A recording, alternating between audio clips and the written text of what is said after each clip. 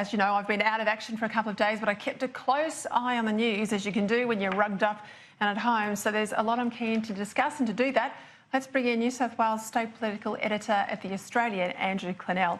Great to have you, Andrew. It's safer for you and me that I'm down here and you're not in germland, my germland. Hey, I want to go to the story first. IR reform. Now, the government has talked, said very clearly it has an open mind in relation to industrial relations reform, but it's pushing business very hard to make the case.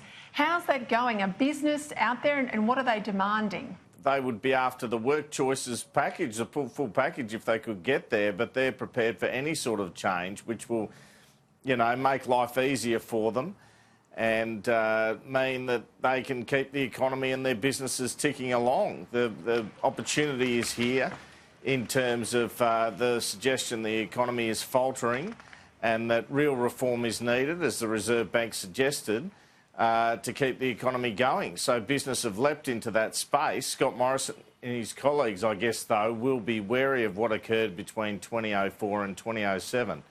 And Anthony Albanese, for his part, he would love nothing more than for the government to pursue this, Peter, because he hasn't really got a battleground at the moment, and this would actually give him one. So even for us journalists, if this happened, it would be, you know, good news. It would mean there'd be a real battle on. But I suspect the government will go slowly and cautiously with reform, as has been the case since 2007, and particularly with just a two-seat majority in the lower house. All right, I just was having a discussion there with Jim Molan. I made the point at the end and asked him for his update on coming back to fill Arthur Sinodinos's vacancy, which we know could come up in a matter of weeks or a number of months before he takes up the role as our ambassador in Washington. There was speculation last week that Daryl Stigall is having conversations with Liberals in New South Wales to join the party, drop being an independent, come into the Liberal fold. How real is all of that? Well, I mean, I can't believe it. I've seen those reports. I know there are local people out there who, you know, the anti-Tony Abbott camp, people like David Begg. I don't know if he's involved, but he's one of those sort of people who might be contemplating this. It seems extraordinary. I mean, she's only just started in the Parliament the first week, and already this is being talked about. If we were a year down the track, you could imagine this. I sort of can't see it happening because I think, you know, despite the fact there's only that two-seat majority there, and the argument is you can make it 3 seats, that it would just cause a war in the New South Wales Liberal Party, which is always teetering on the edge as it is. I mean, she's just defeated the rights hero in Tony Abbott, and then you recruit her into the Libs. I mean, it would just be crazy. But it looks like she's prepared to flirt with it, at least, Daryl Stigall. Well, I think she's irrelevant now. I think she thought she would have been a bit of a kingmaker inside a Labor government, or indeed if it was a minority Liberal government, she could perhaps have been more influential. I think that she'll disappear quickly into history, so she's got to make a name for herself if she doesn't want to be a oncer. So perhaps she sees herself as having a bit more clout internally inside the Libs than not. But I think there'd have to be some rule changes, because standing against an endorsed Liberal candidate is a pretty big no-no. So I'm not sure how realistic it is, but you're the man in New South Wales, so I thought I'd ask.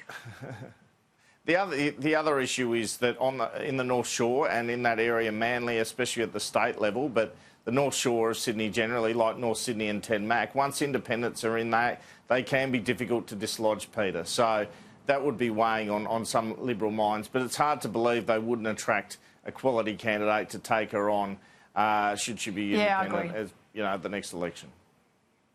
Yeah, look, and I think there are independents and there are independents, and she won't have the money and all the people power next time around, and up against someone else. You know, who knows? Who knows? I think Tony had a range of issues that sent him out the back door. Hey, now, auctions were improving over the weekend, and this has been the case since the federal election, but we have a lot of economic uncertainty. Do you think the government, after the passage of the tax cuts, now really is in a stronger position to sort out some of these economic concerns people have? Yeah, I mean, you'd hope so. I think it's a very positive development, the passage of the tax cuts, and you get that short-term sort of stimulus out of it. It's just the right thing to happen as well, because they had a clear mandate. I mean, they're making noise a little bit about infrastructure spending and so forth, but they want to retain their surpluses. And this is kind of the battle here. To have spent so many years trying to get to that magic surplus and to see economic conditions perhaps take it away from you, or economic conditions create a situation where you have to spend and then it's taken away from you. But, I mean, early in the term, I suppose they could do that. But that's the real juggling act for Josh Frydenberg. It ain't going to be easy. Sometimes winning the election, and then from there it just gets harder and harder. And those headwinds are coming. They know that, Morrison and Frydenberg. But Morrison in particular has got the experience to deal with those sorts of things. I mean, you even see it with the deeming rate issue. Pressure is already on. To spend money they hadn't allocated or to cost the budget. So they're going to continue to come under that pressure as people feel they're struggling with the cost of living at the moment. How's Albanese going, though? Because I think he was totally wrong-footed last week. I think it was a big mistake of Labor to hold back the tax cuts, hold back Australians keeping more of their own money. And certainly the third tranche, which they constantly say is rich people, it's not rich people. If you look at those numbers, it's people earning, around $100,000, $120,000. Well, coming into a home, if you live in a capital city, that's not a lot of money. No, it's not. I mean, try Sydney, it's an expensive place. But I think, the key feature so far of Albanese's leadership, which is a concern from the Labor point of view, is he's taking on fights he might not necessarily win or hasn't won. So he took on the John Setka fight. That's got a long way to go. That's not won. Now he's taken on the tax cuts fight, and he lost that. And this is just such a typical attitude of someone from the Labor left, isn't it, Peter? Because they're used to just being the deputy. They're used to not having to go for the top job, and they're used to not winning. They're used to being voted down on the conference floor or in cabinet. So it's kind of in Anthony Albanese's psyche. I think he's about 56 years old, and he's going to have to ditch this, stop being such an oppositionist, and as I've been saying for a while, move to the centre-right. It's the only option for him if he wants to be Prime Minister, and I think it doesn't come easily to him. And from the moment he got the job, I thought this was his problem, and that problem continues from what I see in his very short time in the job so far. I mean, he hasn't made huge missteps. He comes across okay in the media. He's a reasonably popular figure, but I don't think he knows how to handle these political issues as yet, as a leader. No, and they're tricky. And look, he's got, if he's 56, let's say he's 56, as you say, I'm not sure, but he's mid-50s. He's got plenty of exposed form. If he was a racehorse, that's what I'd say. Exposed form. We know exactly where he's likely to play out in these big issues because he has been a political creature since about the time of 16 or 17 years of age, and he's been a very prominent figure of the left. So he's got, as I said, exposed form. Hey, now I started my editorial on two issues that I think are dumb decisions by the government. The first was obviously this talk by the ABS. Now, it's still with the ABS at this stage. It's not yet a decision of the government to alter the question on the census regarding gender beyond male and female, either scrap it completely or add in a third or fourth or fifth gender. When the census is supposed to be about objective fact, I don't think this stacks up.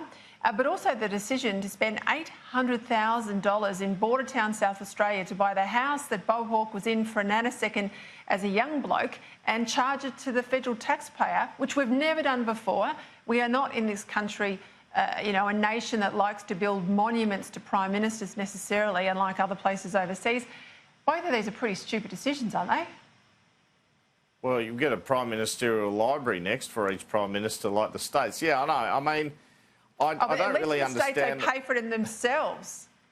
At least in the states, they pay for it themselves. Oh, yeah. Oh, right, there you go. But see, I don't understand the rationale, and it's almost like Scott Morrison got a bit gaga at the Hawke funeral, and he just lapped that up, so he thought, why not? I mean, pretty magnanimous when you're from the other side of politics. Imagine how much he'd be getting smashed about this if he was a Labor politician. Hey, and let's not forget that Menzies' house has never been bought.